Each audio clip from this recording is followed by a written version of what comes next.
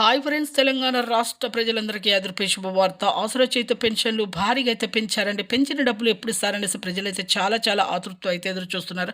ప్రతి ఒక్కరికి కూడా ఇన్ఫర్మేషన్ క్లారిటీగా అర్థం కావాలంటే స్కిప్ చేయకుండా అయితే వీడియో అయితే చూస్తేనే మీకైతే అర్థమవుతుందండి. ఇక లైక్ చేయకుండా అయితే వీడియోలోకి వెళ్ళే ముందు ఒక లైక్ అయితే చేయండి. లైక్ చేయడం వల్ల వీడియో అనేది బూస్టప్ అవుతుంది.